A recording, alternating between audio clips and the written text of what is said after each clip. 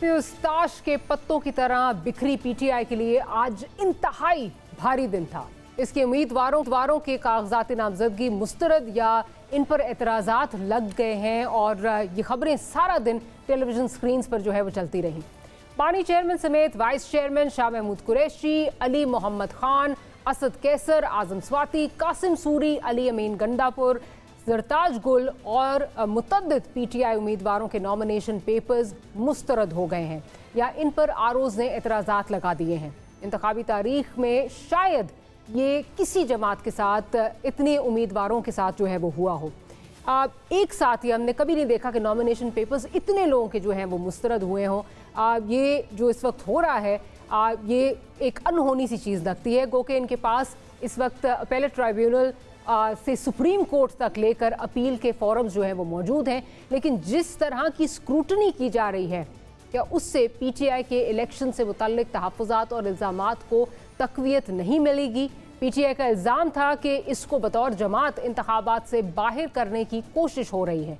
अब मामला ये है कि अगर पीटीआई को ट्रिब्यूनल से रिलीफ मिलता है तो इस पर दीगर सियासी जमातें क्या फिर से वैसे एतराज़ात और इल्ज़ामात लगाएंगी जो हालिया सुप्रीम कोर्ट और हाई कोर्ट्स के फैसलों के बाद जो हैं वो लगाए जा रहे हैं।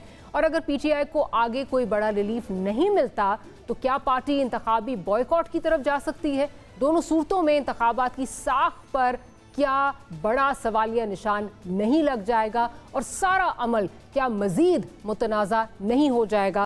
पिस्ताश के पत्तों की तरह बिखरी पीटीआई के लिए आज इंतहाई भारी दिन था।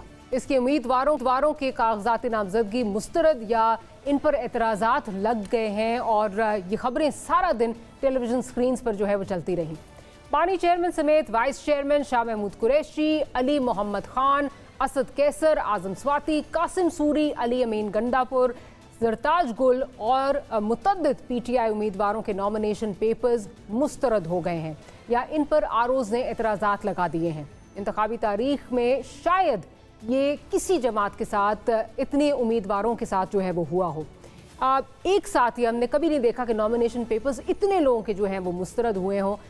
ये जो इस वक्त हो रहा है ये एक अनहोनी सी चीज़ लगती है। गो के इनके पास इस वक्त अपीलेट ट्राइब्यूनल से सुप्रीम कोर्ट तक लेकर अपील के फॉरम्स जो हैं वो मौजूद हैं, लेकिन जिस तरह की स्क्रूटनी की जा रही है क्या उससे पीटीआई के इलेक्शन से मुतल्लिक तहफ़्फ़ुज़ात और इल्ज़ामात को तक़वियत नहीं मिलेगी।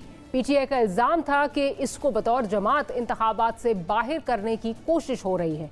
अब मामला ये है कि अगर पीटीआई को ट्रिब्यूनल से रिलीफ मिलता है तो इस पर दीगर सियासी जमातें क्या फिर से वैसे एतराज़ात और इल्ज़ामात लगाएंगी जो हालिया सुप्रीम कोर्ट और हाई कोर्ट्स के फैसलों के बाद जो हैं वो लगाए जा रहे हैं। और अगर पीटीआई को आगे कोई बड़ा रिलीफ नहीं मिलता तो क्या पार्टी इंतखाबी बॉयकॉट की तरफ जा सकती है।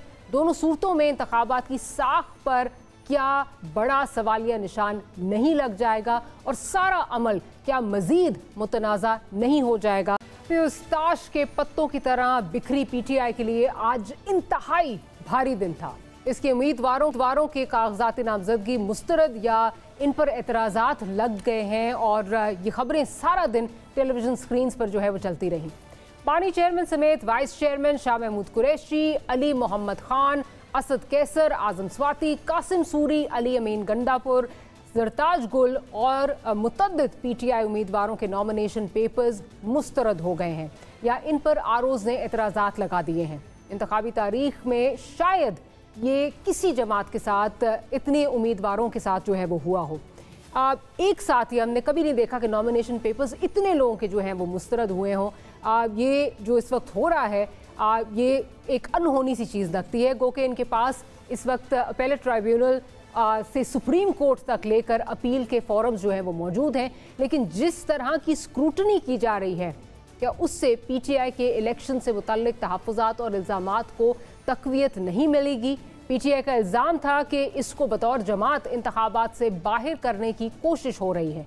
अब मामला ये है कि अगर पीटीआई को ट्रिब्यूनल से रिलीफ मिलता है तो इस पर दीगर सियासी जमातें क्या फिर से वैसे एतराज़ात और इल्ज़ामात लगाएंगी जो हालिया सुप्रीम कोर्ट और हाई कोर्ट्स के फैसलों के बाद जो हैं वो लगाए जा रहे हैं। और अगर पीटीआई को आगे कोई बड़ा रिलीफ नहीं मिलता तो क्या पार्टी इंतखाबी बॉयकॉट की तरफ जा सकती है। दोनों सूरतों में इंतखाबात की साख पर क्या बड़ा सवालिया निशान नहीं लग जाएगा और सारा अमल क्या मजीद मुतनाज़ा नहीं हो जाएगा?